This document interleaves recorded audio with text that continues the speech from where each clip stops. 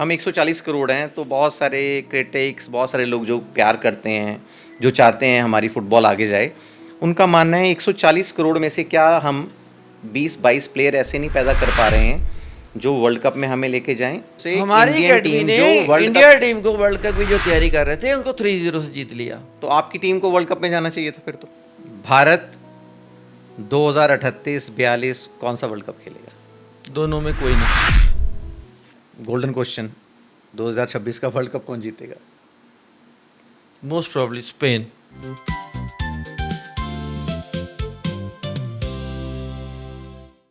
हरजिंदर पाजी, एक ना बड़ा आजकल हमारी पॉपुलेशन ना बहुत मशहूर है, मतलब बहुत सारे पैरामीटर्स पे उसको चेक किया जाता है। फुटबॉल को भी पॉपुलेशन के साथ जोड़ा जा रहा है। हम 140 करोड़ हैं, तो बहुत सारे क्रिटिक्स, बहुत सारे लोग जो प्यार करते हैं, जो चाहते हैं हमारी फुटबॉल आगे जाए, उनका मानना है 140 करोड़ में से क्या हम 20-22 प्लेयर ऐसे नहीं पैदा कर पा रहे हैं जो वर्ल्ड कप में हमें लेके जाएं। जबकि अभी आपने देखा होगा वर्ल्ड में केप वर्डे करके एक टीम आई, 5.5 लाख की पॉपुलेशन है सिर्फ उनकी। वो वर्ल्ड कप खेले और उन्होंने अर्जेंटीना को मतलब नाक को चने चबा दिए। आई थिंक तो क्या पॉपुलेशन का कोई लिंक है इस चीज़ के साथ? देखिए, ऐसा मेरे मानने से, मेरे हिसाब से तो ऐसा कुछ नहीं है भी। पॉपुलेशन अगर हमारी ज़्यादा तो हमारी टीम को भी एक उस लेवल का होना बहुत ज़रूरी है। ये तो क्वालिटी की बात है, क्वालिटी की बात है। अब जैसे मैंने आपको पहले बताया था भी, एक पंजाब एक बड़ी स्टेट है। पंजाब एक फुटबॉल में भी नाम फुटबॉल में नाम है सालों से, और पहले भी था। बिल्कुल ठीक है। और मैं थोड़ा पीछे चला जाता हूँ। ठीक है। अब देखिए, अभी अगर पंजाब का एक डिस्ट्रिक्ट होशियारपुर था, बिल्कुल जी। ठीक है, सारे पंजाब ले लो, कहीं फुटबॉल नहीं था, आज भी नहीं है, सिर्फ होशियारपुर में ही था, अभी भी वही है। बिल्कुल ठीक। तो इसका मतलब पंजाब की पॉपुलेशन करो अगर 3 करोड़ है, 3 करोड़ है, तो यहाँ इस डिस्ट्रिक्ट होशियारपुर की पॉपुलेशन कितनी होगी? उसके जो 10% होगी रफली। 100-200 गांव होंगे। हाँ, रफली 10% होगी, 30 हाँ, लाख ठीक है ना। होगी मिला के। तो वहाँ पे गुरदेव सिंह वहाँ से था, मंजीत वहाँ था, इंदर सिंह वहीं का था, जरनैल सिंह वहीं थे। ठीक है। अगर हम उसके बाद जो सेकंड लाइन की बात करें, बहुत अच्छे अच्छे आउटस्टैंडिंग प्लेयर हुए हैं, वो सारे वहीं के थे। ठीक है। परमिंदर इस एरिया का, बिल्कुल, ठीक है। सुखविंदर इस एरिया का, परमार इसी एरिया का। हाँ जी, ठीक है। अगर हम ये सारी बातें करें तो फिर मतलब इसका पॉपुलेशन के साथ इसका तो कोई लेना देना नहीं है। इससे पैशन और पैशन, सिर्फ पैशन। अगर बच्चों को शौक है तो वो दिल से प्रैक्टिस कर रहे हैं, उनको वो खुला टाइम निकालते हैं गेम के लिए, शाम को ग्राउंडों में जाते हैं, वहाँ एक अच्छा उनके पास कुछ कोच है जो ट्रेनिंग देता है, कुछ बॉल चाहिए, जो बेसिक रिक्वायरमेंट ग्राउंड चाहिए। और पुराने अगर आप इतिहास में देखो सारे हिंदुस्तान के, तो आज की जैसे आजकल इक्विपमेंट्स हैं, ऐसे तो बूट ही नहीं थे। बिल्कुल नहीं, मेरे को ऐसी ग्राउंड ही नहीं थी। बिल्कुल जी, ऐसा ग्रास नहीं था, ऐसे गोल पोस्ट नहीं थे। बिल्कुल।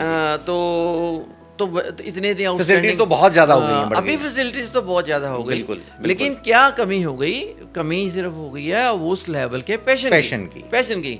अगर एक बच्चे को पैशन है तो वो जो कोच ने बताना है ग्राउंड में क्या क्या करना है, क्या तुम्हारी जरूरत है एक अच्छे मैच में रिजल्ट लाने की, वो अच्छा प्ले जिसके पास पैशन है, जो गेम को आस्ते आस्ते समझने लग पड़ता है, जैसे जैसे वो बड़ा होता है, वो अपने अंदर से निकाल लेता है।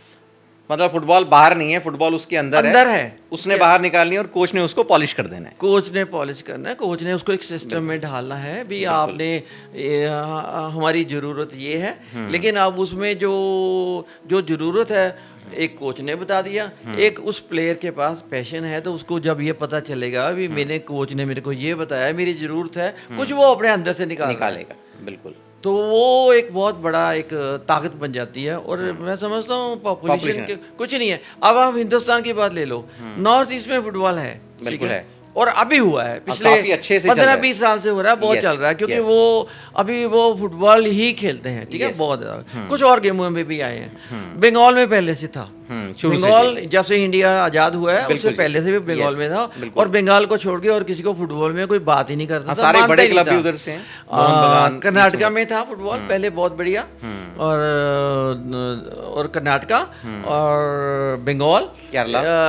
केरला और पंजाब में ही था, और किसी स्टेट में फुटबॉल नहीं था। बिल्कुल जो अभी भी लग रहा है भी अभी भी इन्हीं स्टेटों में है फुटबॉल। बंगाल का फुटबॉल बिल्कुल कम हो गया हाँ है, जी। नॉर्थ ईस्ट में ज़्यादा हो गया है, बिल्कुल कर्नाटका बिल्कुल ही खत्म हो गया है। बिल्कुल जी। ठीक है, बॉम्बे में फुटबॉल की बात करें हाँ तो जी। महाराष्ट्र में भी फुटबॉल कुछ नहीं था।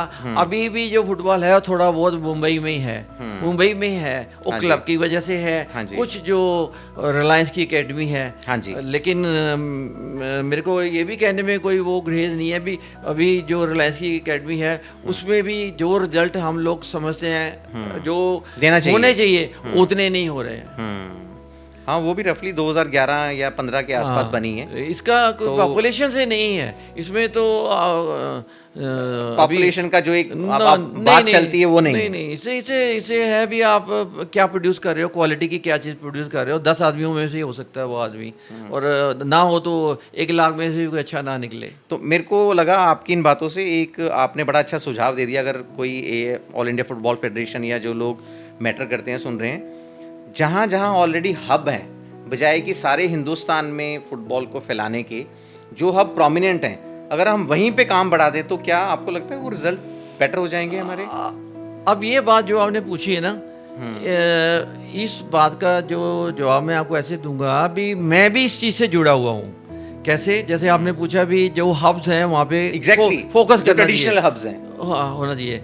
अब देखिए 2 साल पहले ऑल इंडिया फुटबॉल फेडरेशन ने मेरे को अपॉइंट किया as a head scout. Right ठीक है, हेड स्काउट उन्होंने मेरे को अपॉइंट कर दिया, राइट। लेकिन मेरे को काम नहीं करने दिया। मतलब you were not given that freedom to work, ना, I was not given freedom. आप बस हेड बन गए। मैंने उनको ये कहा भी मैं अपने लेवल पे असम में जाना चाहता हूँ, मैं अपने लेवल पे मणिपुर जाना चाहता हूँ फॉर स्काउटिंग। राइट। मैं पंजाब के गांव में जाना चाहता हूँ, पंजाब के गांव में मैं जाना चाहता हूँ। केरला के कोई जो हब हैं वहाँ दिखना चाहता हूँ भी, वहाँ पे जो अकेडमीज हैं या बच्चे अपने आप से खेल रहे हैं, बिल्कुल। जहाँ जहाँ हब है तो वो कैसे खेल रहे हैं। तो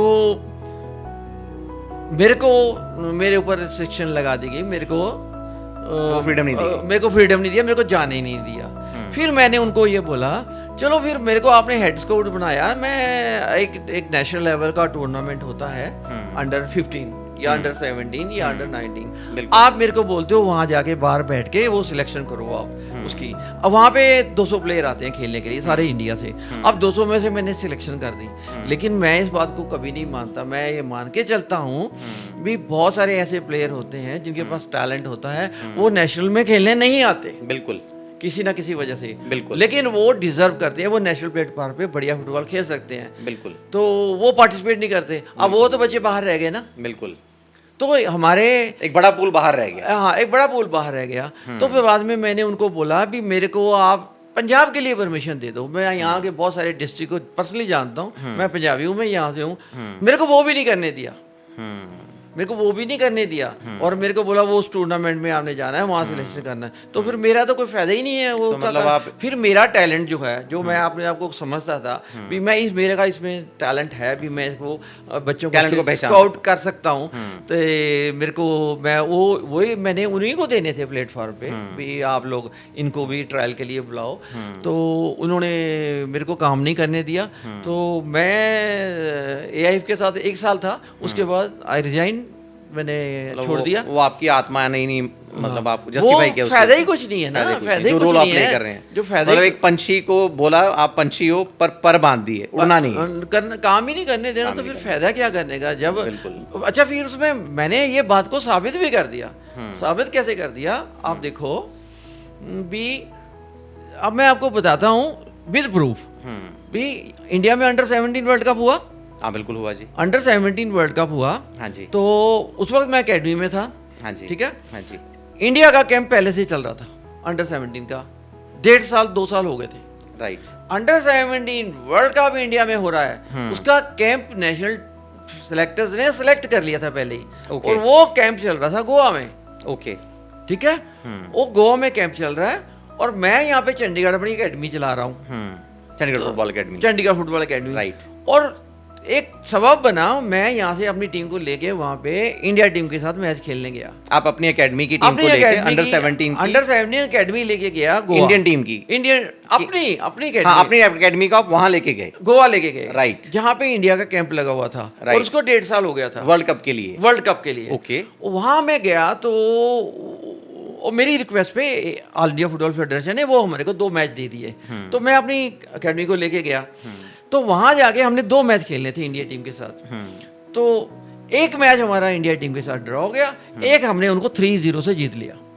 आपकी टीम ने 3-0 से हमारी इंडियन एकेडमी टीम ने जो वर्ल्ड इंडिया टीम को वर्ल्ड कप की जो तैयारी कर रहे थे उनको 3-0 से जीत लिया। कप, तो आपकी टीम को वर्ल्ड कप में जाना चाहिए था फिर तो वहाँ पे फिर उन्होंने क्या किया, उन्होंने हमारे को बोला भी हम आपके बच्चे तो बहुत अच्छे हैं, तो उन्होंने हमारे 7 बच्चों को इनरोल किया फिर उस उस कैंप टीम में में डाला, टीम कैंप में में डाला। बुला लिया। तो एक प्लेयर था जैक्सन, हाँ जी, काफी काफी उसने मशहूर शायद player, गोल भी किया जिसने वर्ल्ड कप में गोल वर्ल्ड किया। एक ही गोल किया जिसने। मैं उन्होंने उसको नहीं लिया। मैंने उनको बोला आपने जो बाकी प्लेयर लिए हैं ना 7, इनमें से आप ये 2 प्लेयरों को वापस भेजोगे, ये 5 को तुम रखोगे, क्योंकि मेरे को भी पता है ना कौन अच्छा है कौन खराब है। बिल्कुल। तो ये 2 आप भेजोगे, ये 5 को आप पक्का रखोगे, क्योंकि मेरे को पता है ये उस लेवल के हैं। उन्होंने जैक्सन को नहीं रखा, मेरी बात नहीं मानी। हम लोग वापस आ गए, वो 5 को उन्होंने बुला लिया, वो 5 साथ गए, वही 2 बंदों को उन्होंने वापस भेज दिया जिसको मैंने बोला था आप भेजोगे। 5 को रख लिया और 5 फर्स्ट 11 में खेले। इसका मतलब ये है, जो मैं आपको बात कह रहा हूँ वो साबित हो गई भी उस टूर्नामेंट के अलावा भी बच्चे बाहर होते हैं। यस, तो मैं यू ये मेड अ पॉइंट एग्जैक्टली। उसके बाद मेरे को उन्होंने बनाया स्काउट, तो मैंने उनको बोला भी मेरे को जाने दो, लेकिन उन्होंने मेरे को कुछ काम नहीं करने दिया। ये वही जानते हैं भी वो ऐसा क्यों चाहते थे। तो वो जैक्सन को सिलेक्ट नहीं किया। अब हुआ क्या भी, जैसे जैसे वर्ल्ड कप नजदीक आता गया, जैक्सन जो है वो बहुत उदास हो गया। वो हमारी एकेडमी में था, उसने हमारी एकेडमी में 5 साल गुजारे थे। तो मेरे को अब मैं क्या कर सकता हूँ अगर वो रखने ही नहीं चाहते तो उसके बाद क्या हुआ, वो हमारी एकेडमी से भाग गया। वो हमारी एकेडमी छोड़ के मिनर्वा में चले गया, और मिनर्वा में चले गया। और उसके बाद क्या हुआ भी, वो समहाउ आई डोंट नो, मेरे को कुछ नहीं पता, उसको कॉल आ गया कैंप के लिए। उसके बाद वो मिनर्वा के को रिप्रेजेंट किया उसने, रिप्रेजेंट किया, और थ्रू मिनर्वा वो वहाँ पे कैंप में चले गया, मिस्टर रंजीत बजाज। रंजीत बजाज की टीम से। अब मैं इनसे पूछना चाहता हूँ भी, जब मैंने आपको बोला था भी ये प्लेयर आपको चाहिए आप रख लो, आपने नहीं रखा। उस प्लेयर को आपने करीब 8-10 महीने के बाद दोबारा बुलाया। अगर उसको पहले रख लेते तो आप वो प्लेयर टीम के साथ और अच्छे से खेल करता, वो वहां आगे चले जाना था। तो 5 प्लेयर हमारे आपने रखे, वो जो फर्स्ट 11 में खेले, और मेरे पास लिस्ट है और रिकॉर्ड पे है वो 5 प्लेयर कौन थे। वो आजकल कयाम भी उसमें था, ये लोग वो हमारा गोलकीपर जो आजकल ईस्ट बंगाल में खेल रहा है, स्टालिन था। तो ये सारे थे, ये जो 5 बच्चे थे। तो उसके बाद वो वर्ल्ड कप में खेले। तो मतलब मैं कह रहा हूँ, जो मैंने पहले आपको बात की भी मैं वहाँ जाना चाहता, इन्होंने उनको जाने नहीं दिया। तो आपने ही मेरे को पूछा भी इंडिया वर्ल्ड कप खेलेगा, तो मैंने आपको लगे इन हालात में तो वर्ल्ड कप हम 50 साल नहीं खेल सकते।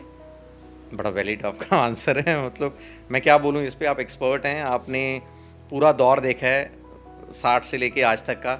अच्छा, जो दर्शक ये देख रहे हैं, मैं बार बार पाजी वर्ड यूज़ कर रहा हूँ, तो उनको मैं बता दूँ, बड़े भाई को पंजाबी में पाजी बोलते हैं। सो तो ये मेरे बड़ी भाई जैसे हैं, तो मैं बार बार यही शब्द यूज़ कर रहा हूँ। भाजी मेरा ना एक क्वेश्चन है, मैं अपने ISL शुरू हुई आई थिंक 1996 ਦੇ ਵਿੱਚ, ਉਹਨੂੰ ਫਿਰ ਕੁਝ ਚੱਲੀ ਕੁਝ ਰੁਕੀ, ਫਿਰ ਉਹਨੂੰ ਦੁਬਾਰਾ 2007 ਦੇ ਵਿੱਚ ਆਈ ਲੀਗ ਬਣਾ ਕੇ ਪ੍ਰੈਜ਼ੈਂਟ ਕੀਤਾ ਆਲ ਇੰਡੀਆ ਫੁੱਟਬਾਲ ਫੈਡਰੇਸ਼ਨ ਨੇ। ਉਹ ਵੀ ਥੋੜੀ ਚੱਲੀ ਥੋੜੀ ਨਹੀਂ ਚੱਲੀ, ਫਿਰ ਫਾਈਨਲੀ 2014 ਦੇ ਵਿੱਚ ISL ਆ ਗਈ। 2007 ਦੇ ਵਿੱਚ ਕ੍ਰਿਕਟ ਦੀ IPL ਆਈ, 2014 ਵਿੱਚ ਫੁੱਟਬਾਲ ਦੀ ISL ਆਈ। IPL ਆਸਮਾਨ ਤੇ ਪਹੁੰਚ ਗਈ। ISL ਦੇ ਬਾਰੇ ਤੁਹਾਡੇ ਕੀ ਵਿਚਾਰ ਹੈ? What do you have to tell about this ISL thing? How do you rate it? Has it benefited Indian football? Yeah, it has benefited the players only? किसको फ़ायदा हुआ? देखिए, ये जो आईएसएल का इनका मेन मकसद यही था भी हमारा इंडियन फुटबॉल का स्टैंडर्ड रेज हो। यस, बाहर से प्लेयर आएंगे। बाहर से प्लेयर आएंगे। यस।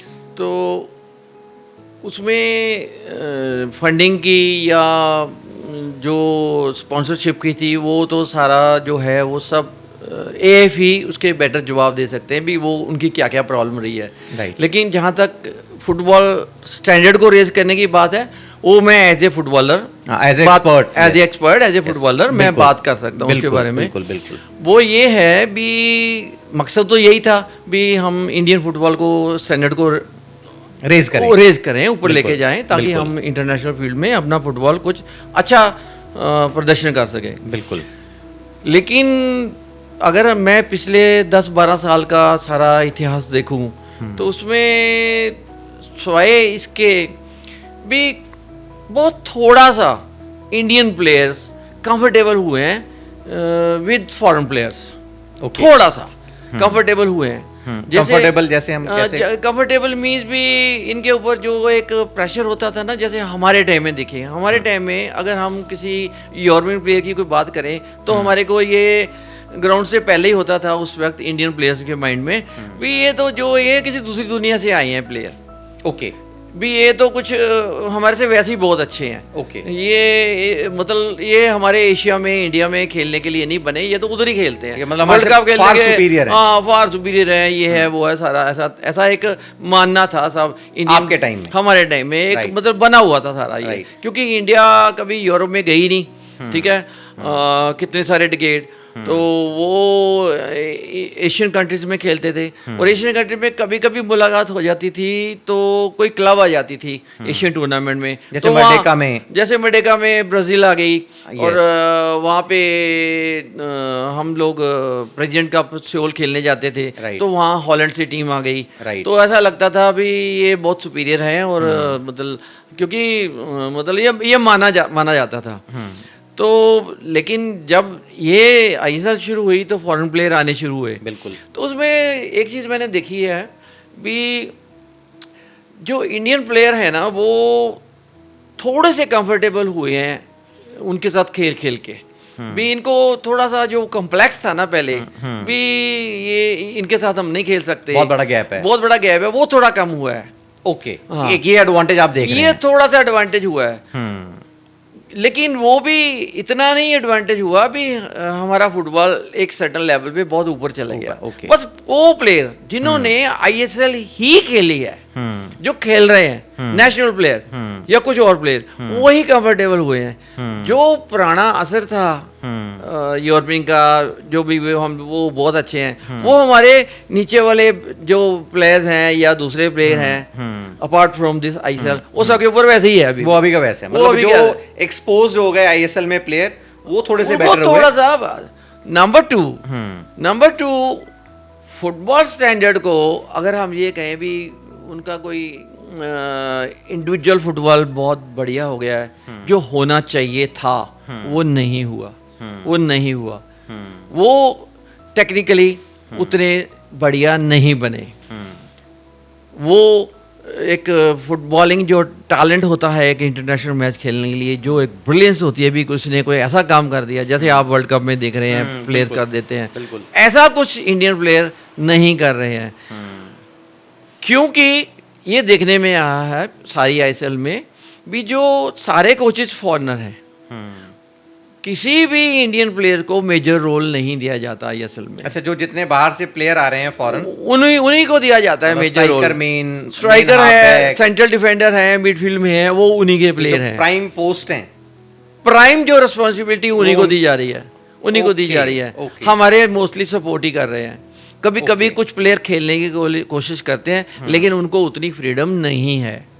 अपार्ट फ्रॉम कुछ होंगे कुछ प्लेयर दो चार। फिर आईएसएल एक तरह की कमर्शियल एक्टिविटी ज़्यादा है। वो देखिए फिर उसमें ऐसा है भी उसमें एक जो और एडवांटेज वाली बात बता दूं, उसमें एडवांटेज ये हुआ है भी पैसे मिल रहे हैं प्लेयरों को अच्छे। Yes. जो मिलने भी चाहिए, बिल्कुल मिलने चाहिए, क्योंकि पैसे के कोई बहुत बड़ी पुल है वो। हाँ वो क्योंकि प्लेयर को पैसा चाहिए ही बिल्कुल चाहिए, ठीक है। no doubt। इसमें कई लोग कह देते हैं भी उस कंट्री के प्लेयरों को पैसा कम मिल रहा है, उस कंट्री के प्लेयरों को हमारे से वो बेटर फुटबॉल खेलते हैं। ये बात नहीं है, हम इसको डिस्कस ना करें, क्योंकि अगर किसी को 2 करोड़ मिल रहा है, 1.5 करोड़ मिल रहा है या 2.5 करोड़ मिल रहा है, फॉरेन प्लेयर जो है वो इससे ज़्यादा भी ले रहे हैं, कोच भी ज़्यादा ले रहे हैं, तो वो डिस्कस वो इशू नहीं आना पर चाहिए। हमारे प्लेयरों का जो वैल्यू है, मार्केट वैल्यू मनी वाइज, वो बढ़ गई वो बढ़ गई है, उससे उनकी जो क्वालिटी लाइफ है वो इम्प्रूव हो गई है, वो उनको अच्छा खाना मिलना शुरू हो गया, वो घर बना सकते हैं, वो एक कार अफोर्ड कर सकते हैं, वो उनकी जो लाइफ का जो ब्याज वो स्टैंडर्ड है वो थोड़ा रेज हो गया, वो बहुत जरूरी है, ठीक है। तो वो इम्प्रूव हुआ है। लेकिन अगर हम ये कहें भी एक टोटल फुटबॉल भी हमारा इम्प्रूव हुआ है, वो मेरे को लगता है उतना इम्प्रूव नहीं हुआ जितना ये चीज़ें इम्प्रूव हुई है। ओके, जो मेन चीज है फुटबॉल वो इम्प्रूव नहीं हुई, वो इम्प्रूव नहीं हुआ, बाकी चीजें क्योंकि वो पैराफर्नीलिया इम्प्रूव, वो मैं ही नहीं कह रहा, वो रिजल्ट बता रहे हैं। राइट।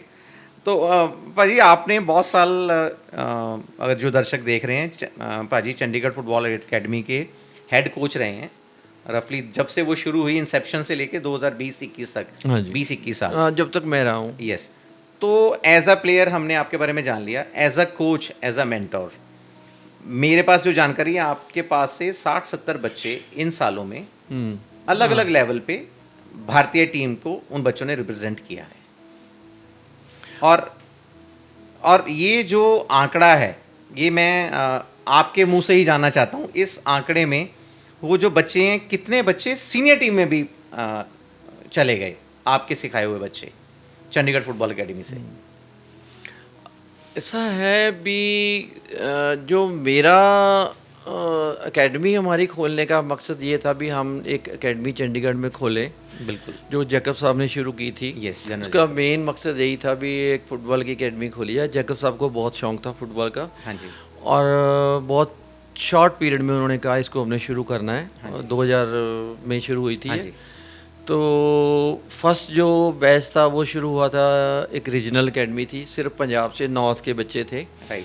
तो कोई भी एकेडमी शुरू होती है तो उसमें कुछ कमियाँ रह जाती हैं। हाँ जी। वो आहिस्ता आहिस्ता पता लगता है भी हम कहाँ पे वी आर लैकिंग, क्या प्रॉब्लम आ रही हैं। तो वो सेकंड बैच तक सारी चीज़ें सेट हो गई थी, सेटल हो गई थी, और उसके बाद रिजल्ट्स भी आने शुरू हो गए थे। राइट। लेकिन जो हमारी एकेडमी है वो 2000 में शुरू हुई, उसके बाद वो 2005 में ही रिजल्ट आने शुरू हो गए थे। वो जो बच्चे थे फर्स्ट बैच के, उसी में से हमारे 7 बच्चे अंडर 14 इंडियन टीम को नेशनल टीम को रिप्रेजेंट किया था। 7 बच्चों ने। उस वक्त वो जो फर्स्ट टूर था उनका, वो गए थे इंटरनेशनल मैच खेलने के लिए, वो था नेपाल में। वो था जैसे हमारे अभी अंडर 14 एक जो फेडरेशन ने शुरू किया टूर्नामेंट, उसका AFC भी कराती थी, एशियन फुटबॉल कॉन्फ्रेंस, वो भी करवाते थे। अंडर 14 फेस्टिवल होता था। वो अभी भी हो रहा है। तो उसमें हमारी इंडिया की टीम ने पार्टिसिपेट किया था।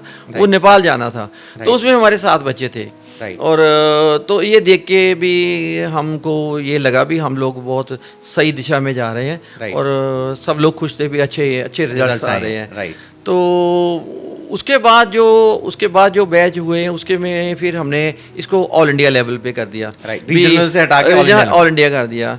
तो फिर कहीं से भी बच्चे आ सकते हैं। तो क्योंकि ये गवर्नमेंट की एकेडमी है, तो हम ये तो सोच के नहीं कर सकते भी हम लोग सिर्फ पंजाब से रखें। लेकिन हमारी कोशिश ये होती है भी राइट एज के बच्चे आएँ और कहीं से भी आएँ लेकिन टैलेंटेड हो।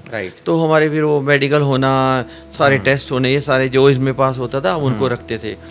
तो जितने भी बैच अभी तक मेरे टाइम में, जब मैंने 19-20 में छोड़ी एकेडमी, करीब 4-5 बैच पास आउट करके निकले हैं। हमारा 7 साल का टेन्योर होता है, तो 2 साल के बाद नया बैच शुरू हो जाता था। ठीक है जी। तो उसमें से हर बैच में से 5-6 प्लेयर इंटरनेशनल हुए हैं। तो वो अंडर 15 के हुए, अंडर 14 के खेले, अंडर 15 एज ग्रुप में खेले, अंडर 17 में खेले, अंडर 19 में खेले, सीनियर में भी गए हैं। तो एट प्रेजेंट ISL में करीब 11-12 लड़के हैं हमारे जो टोटल अभी तक जो ISL में रहे हैं, जो अभी ISL में खेल रहे हैं। तो अब ऐसा है ना, अगर जो बैच 2007 में या 11 में पास आउट करके निकला, वो भी अब मैच्योर्ड हो रहे हैं, उनकी भी एज हो गई है। वो उन्होंने कुछ साल पहले खेला ISL, उसके बाद जो उसके बाद के बैच वाले थे वो कुछ नहीं खेला, उसके बाद जो अभी यंग हैं वो खेल रहे हैं। लेकिन एट प्रेजेंट ऐसा है भी जो मेरे को लगता है कि 10 से 12 लड़के ISL में अभी भी खेल रहे हैं, डिफरेंट इंडिया के क्लब्स में खेल रहे हैं। मेरा अगला सवाल इसी से जुड़ा हुआ है। आपने भी ग्रास रूट के ऊपर काम किया, आपने इतने सालों में इतने सारे बच्चे तैयार किए जो खेले देश के लिए। इतना बड़ा हिंदुस्तान है हमारा, एक एकेडमी से 5 बच्चे हिंदुस्तान की 20 की टीम में 22 की टीम में जा रहे हैं। बाकी हिंदुस्तान में ग्रास रूट पे क्या काम किया ऑल इंडिया फुटबॉल फेडरेशन ने? देखिए क्या कमियां रह गई? जहाँ तक मेरी समझ आ रही है भी ऑल इंडिया फुटबॉल फेडरेशन ने कुछ शायद अपनी तरफ से कोई ज़्यादा एकेडमी नहीं खोली है, उनकी एकेडमीज नहीं है इतना ज़्यादा।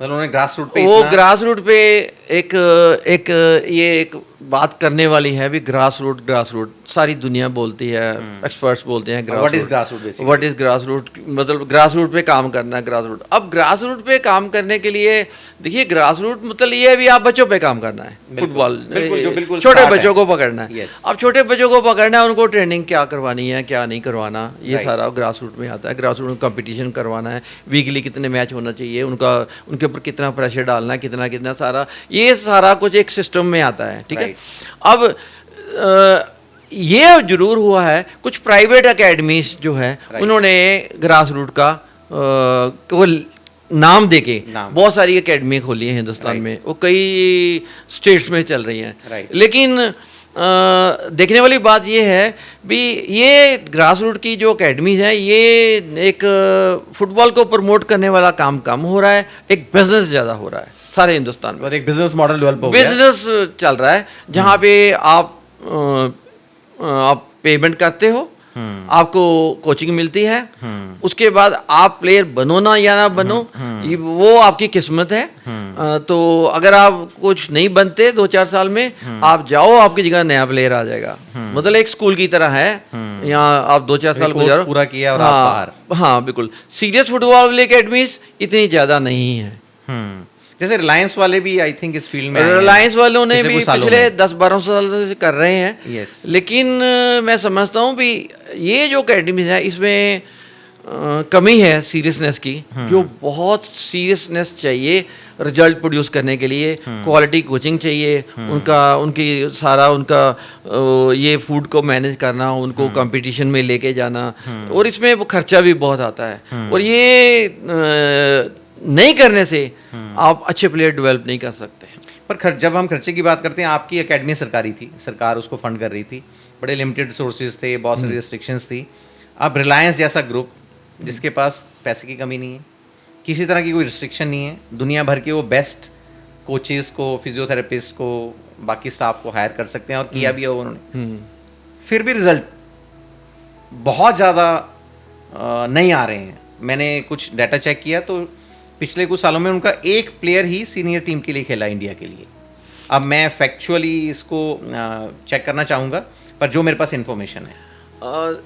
देखिए मैं एक बात आपको बता दूं, और मैं इस प्लेटफॉर्म पे बैठ के ये बात कह रहा हूँ, हो सकता है कुछ लोगों को मेरी ये बात पसंद ना आए। मैं ये बात कह रहा हूँ कि जो प्लेयर फुटबॉल जिसने एक सर्टन लेवल का नहीं खेला, जिसने एक क्वालिटी फुटबॉल नहीं खेला, वो दूसरे कोचों से जो फुटबॉल बिल्कुल नहीं खेला, हर हाल में एक बेटर क्वालिटी का कोच होगा। अगर किसी ने फुटबॉल बहुत अच्छा नहीं खेला, हो सकता है भी वो कुछ अच्छी कोचिंग दे दे, लेकिन जो प्लेयर ने अपनी लाइफ में बहुत अच्छा फुटबॉल खेला हो, क्वालिटी का फुटबॉल खेला हो, वो दूसरे से बेहतर ही साबित होगा एज ए कोच, वो बेहतर होगा। उसके पास वो गुण है। हाँ, उसके पास वो गुण है। उसकी एक मिसाल मैं आपको दे रहा हूँ, आप वर्ल्ड लेवल पे देख लो, जितने भी वर्ल्ड के कोचेस हैं, जो भी हैं, उनका अपनी बैकग्राउंड देख लो, वो सब टॉप क्वालिटी के प्लेयर रहे हैं अपने टाइम में। बिल्कुल, वही वर्ल्ड के टॉप टीमों के कोच हुए हैं। उन्होंने पुराने वर्ल्ड कप खेले हुए हैं, उन्होंने यूरोप की टॉप क्लबों में अपना 15-15 20 साल फुटबॉल खेला है, बिल्कुल। और दे वर टॉप क्वालिटी प्लेयर्स। बिल्कुल, मैं इसमें ऐड करता हूँ, फ्रेंड्स बैकनबॉर थे जर्मन के, वो एज ए प्लेयर उन्होंने वर्ल्ड कप जीता, एज ए कोच भी जीता। अभी फ्रांस के इस वर्ल्ड कप में जो कोच हैं दीदिए देशों, उन्होंने खुद वर्ल्ड कप जीता और उन्होंने फ्रांस को वर्ल्ड कप जिताया। अभी भी ऑलमोस्ट वो वर्ल्ड कप के बिल्कुल पहुंच गए थे मुहाने पे। तभी मैं आपको बता रहा हूँ कि हमारी एकेडमी के इतने ज़्यादा प्लेयर्स को प्रोड्यूस करने का ये एक बहुत बड़ा कारण ये था भी मैं एज ए कोच कुछ इन बातों को बहुत बारीकी से समझता था भी आज के प्लेयर को आज क्या करना चाहिए, बिल्कुल, जो उसको कल जब वो बढ़ेगा काम आए। बिल्कुल ठीक, तो बिल्कुल ठीक है ना, जो आज उसको क्या करना है जो उसको बड़े होके काम आए, राइट एज पे उसको क्या करना चाहिए। बिल्कुल।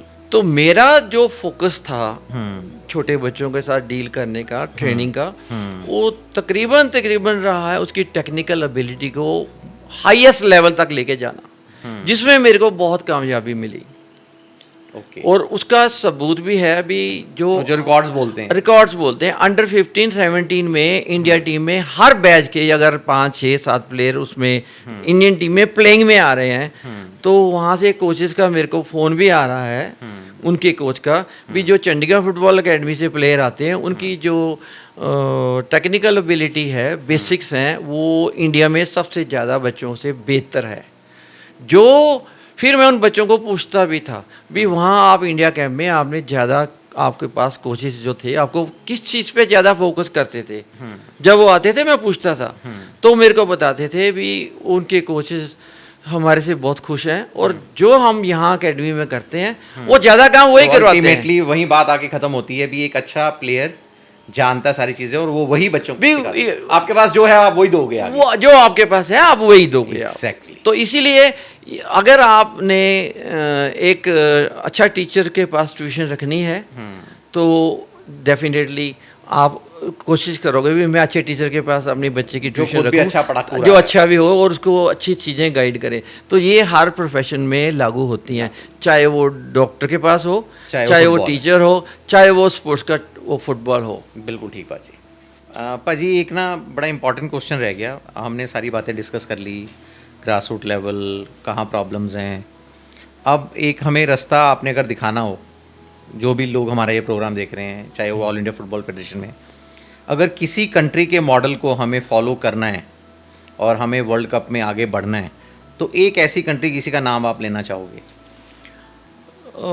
देखो, किसी का मॉडल ਨੂੰ ਅਡਾਪਟ ਕਰਨ ਤੋਂ ਪਹਿਲਾਂ ਸਾਨੂੰ ਇਹ ਵੀ ਸਮਝ ਲੈਣਾ ਚਾਹੀਦਾ ਵੀ ਅਸੀਂ ਉਹਨੂੰ ਚੰਗੀ ਤਰ੍ਹਾਂ ਫੋਲੋ ਕਰ ਸਕੀਏ, ਉਹਦੇ ਮਾਡਲ ਨੂੰ ਸਮਝ ਸਕੀਏ। ਤੇ ਅਸੀਂ ਏਸ਼ੀਆ 'ਚ ਹਾਂ। ਹਾਂਜੀ, ਅਸੀਂ ਏਸ਼ੀਆ 'ਚ ਹਾਂ। ਹਾਂਜੀ। ਤੇ ਸਾਡੇ ਨੇੜੇ ਇਸ ਟਾਈਮ ਨੀਅਰੈਸਟ ਜਿਹੜਾ ਇੱਕ ਬੜਾ ਵੱਡਾ ਇੱਕ ਮਾਡਲ ਹੈ ਉਹ ਹੈ ਜਾਪਾਨ ਦਾ। Japan, okay. ਕਿਉਂਕਿ ਅਸੀਂ ਯੂਰਪ ਤੋਂ ਉਹਨਾਂ ਕੰਟਰੀਆਂ ਤੋਂ ਬਹੁਤ ਦੂਰ ਆ, ਉਹਨਾਂ ਨਾਲ ਸਾਡਾ ਇੰਟਰਨੈਸ਼ਨਲ ਫੁੱਟਬਾਲ 'ਚ ਵੀ ਬਹੁਤਾ ਜ਼ਿਆਦਾ ਵਾਸਤਾ ਨਹੀਂ ਪੈਂਦਾ। ਅਸੀਂ ਏਸ਼ੀਆ 'ਚ ਖੇਡਦੇ ਹਾਂ। ਅਗਰ ਅਸੀਂ ਆਪਣੇ ਨੇੜੇ ਦਾ ਦੇਖੀਏ, ਕਿਉਂਕਿ ਸਾਨੂੰ ਪਹਿਲਾਂ ਲੋੜ ਹੈ ਏਸ਼ੀਆ 'ਚ ਟੌਪ 10 'ਚ ਆਉਣ ਦੀ। ਬਿਲਕੁਲ ਜੀ, ਤਾਂ ਸਾਨੂੰ ਇਹ ਦੇਖਣਾ ਚਾਹੀਦਾ ਵੀ ਏਸ਼ੀਆ 'ਚ ਦੇ ਜਿਹੜੇ ਕੰਟਰੀ ਨੇ ਅੱਛਾ ਫੁੱਟਬਾਲ ਖੇਡਦੇ ਨੇ, ਉਹਨਾਂ ਨੇ ਆਪਣਾ ਫੁੱਟਬਾਲ ਨੂੰ ਇੰਪਰੂਵ ਕਿੱਦਾਂ ਕੀਤਾ। ਉਹਦੇ 'ਚ ਇੱਕ ਮਿਸਾਲ ਹੈ। ਸੋ ਆਪ ਇਹ ਕहेंगे ਜਾਪਾਨ ਕੋ ਮਾਡਲ ਕੋ ਹमें ਫੋਲੋ ਕਰ ਲੈਣਾ, ਉਹ ਸਾਨੂੰ ਫੋਲੋ ਕਰਨਾ ਚਾਹੀਦਾ। ਔਰ ਇਹਦੀ ਮਿਸਾਲ ਬਹੁਤ ਸਾਰੇ ਲੋਕ ਐਕਸਪਰਟਸ ਕਿਤੇ ਦਿੰਦੇ ਵੀ ਨੇ। नहीं, एज एन एक्सपर्ट आप भी एक्सपर्ट हैं, आपका इतना लंबा करियर रहा है, ਉਹਨੂੰ ਫੋਲੋ ਕਰਨਾ। तो Japan is the country which we shall follow, या वी शुड फॉलो। चलो ठीक है भाई। अब ना मेरे पास एक सेक्शन है रैपिड फायर। ओके। सो आपने जल्दी से रैपिड फायर मतलब जल्दी जल्दी आपने आंसर देना है। तो मैं क्वेश्चन पूछूंगा आपसे, आपने आंसर देना है। तो स्टार्ट करें जी? रेडी? यस, बिल्कुल। ठीक है जी। पेले या मैराडोना? मैराडोना। मैराडोना या रोनाल्डो? मैराडोना। मैराडोना या मेसी? मेसी। ओके, मेसी बहुत लोगों का फेवरेट प्लेयर बन गया है। आज की डेट का वर्ल्ड में सबसे खतरनाक स्ट्राइकर? म्बाप्पे। ओके। दुनिया का सबसे बड़ा फुटबॉल क्लब जिसको आप कहते हैं रियल में बड़ा है? बार्सिलोना। ओके, गोल्डन क्वेश्चन, 2026 का वर्ल्ड कप कौन जीतेगा? Most probably Spain. मतलब अर्जेंटीना और स्पेन में आपकी, मेसी उधर है अर्जेंटीना में, फिर भी आप स्पेन कह रहे हैं। Spain. Okay, golden boot, I think Messi. Okay, VAR आया अभी, वरदान है या अभिशाप? ज़्यादा तो बता नहीं कह सकते। ओके, भारत 2038-42 कौन सा वर्ल्ड कप खेलेगा? दोनों में कोई नहीं। एक शब्द में भारतीय फुटबॉल।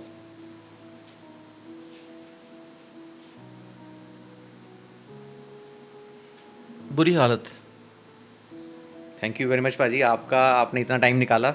Thank you. और इतना सारा मैं समझ रहा हूँ, जितने लोग देख रहे हैं इस प्रोग्राम को, खासकर नई जनरेशन, उनको आपके बारे में जानने का मौका मिलेगा, आपके थ्रू इंडियन फुटबॉल को देखने का और समझने का मौका मिलेगा। मैं इसलिए भी ये कहना चाह रहा हूँ क्योंकि 1962 में हम एशिया के किंग थे, और 2026 में आते आते हम चौराहे पे आ गए हैं फुटबॉल में। आपका जितना योगदान फुटबॉल को रहा है और आपकी अब की गाइडेंस, आई होप लोग सुन रहे हैं, देखने वाले जो एक्शन लेना चाहते हैं वो एक्शन लेंगे, और भारतीय फुटबॉल दोबारा से उस शिखर पे आएगा। धन्यवाद पाजी, thank you very much. Thank you.